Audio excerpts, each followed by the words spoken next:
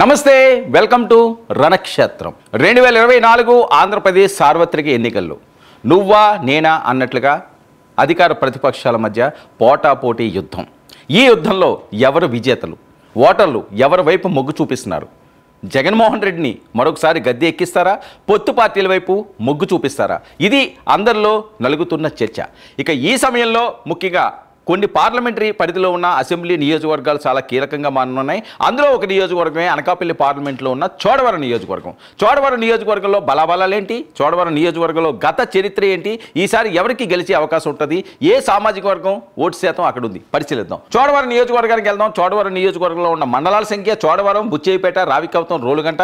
అలాగే పురుషుల విషయానికి వస్తే 1,05,019 మంది ఇక్కడ పురుష ఓటర్లు ఉండగా స్త్రీలు 1,10,584 మంది, ట్రాన్స్జెండర్స్ 6, మొత్తం 2,15,609 మంది ఓట్లు ఇక్కడ వినియోగించుకోకపోతున్నాడు.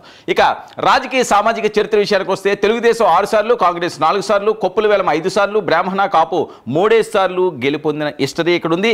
గంటా శ్రీనివాసరావు ఎమ్మెల్యేగా మొదటిసారి గెలిచిన స్థానం చోడవరం. ఇక అత్యధికంగా టీడీపీ నుంచి ఎర్రునాయుడు 3 సార్లు. ఇక 2019లో వైసీపీ అభ్యర్థి కరణం ధర్మశ్రీ ఇక్కడి నుంచి విజయాన్ని సాధించారు. ఇక సామాజిక ముఖ చిత్ర విషయానికి వస్తే కాపు 43, కొప్పుల వేల 18, యాదవ 10, ఎస్సీ 10, గవర 6, ఇతర కులాలు 13% ఇక్కడ ఓటర్లు ఉన్నారు. ఇక 2014 రాష్ట్ర విభజన తర్వాత చోడవరం ప్రజలు ఏ పార్టీ వైపు మొగ్గు చూపించారు ఓసారి పరిశీలిద్దాం. 2014లో గెలిచింది ఇక్కడ తెలుగుదేశం పార్టీ అభ్యర్థి కేఎస్ఎన్ రాజ్ ఇక్కడి నుంచి విజయాన్ని సాధించారు. ఆయన మీద ప్రత్యర్థి కరణం ధర్మశ్రీ ఓటమి పాలయ్యారు. రాజుకు వచ్చిన ఓట్ల శాతం 80,560 ఓట్లు కాగా కరణం ధర్మశ్రీకి 79,948 ఓట్లు, 612 ఓట్లతో కేఎస్ఎన్ రాజు ఇక్కడ విజయాన్ని సాధించారు.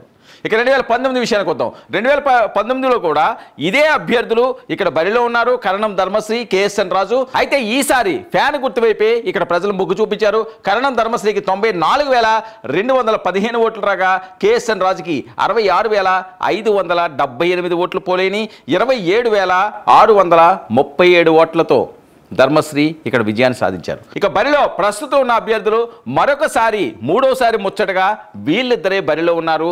ఫ్యాన్ గుర్తు నుంచి కరణం ధర్మశ్రీ, తెలుగుదేశం పార్టీ నుంచి కేఎస్ఎన్ రాజు ఇక్కడ బరిలో ఉన్నారు. ఇక వైఎస్ఆర్ కాంగ్రెస్ అభ్యర్థికి కలిసి వచ్చే అంశాలు 2004లో మాడుగుల ఎమ్మెల్యేగా గెలవడం, 2009లో 1,400 ఓట్లు, 2014లో 600 ఓట్లతో చోడవరంలో ఓటమి పాలవడం.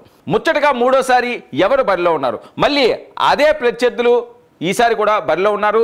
ధర్మశ్రీ, కేఎస్ఎన్ రాజు మూడోసారి ఇక్కడ పోటీకి నిలబడ్డారు.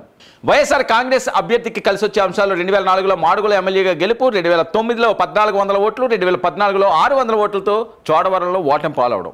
ఇక 2019లో అదే ప్రత్యర్థి మీద దాదాపు 28,000 ఓట్ల మెజారిటీతో ఆయన గెలుపొందాడు. తరచూ వివాదాలతో వార్తల్లో ఉండడం, అవినీతి ఆరోపణలు ధర్మశ్రీకి ఎక్కువ.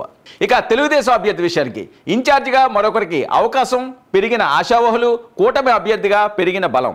ఇక భూ కబ్జాలు, అవినీతి ఆరోపణలు రావడం వైసీపీ అభ్యర్థికి సవాలుగా మారింది. చెరకు రైతుల సమస్యలు వెంటాడుతున్నాయి. ప్రభుత్వ సంక్షేమ పథకాలే ఆదుకోవాల్సి ఉంటుంది. ఇక టీడీపీ జనసేన టికెట్ కోసం పోటీ పడిన వారు కలిసి పనిచేయడం ఒక సవాలుగా మారుతుంది.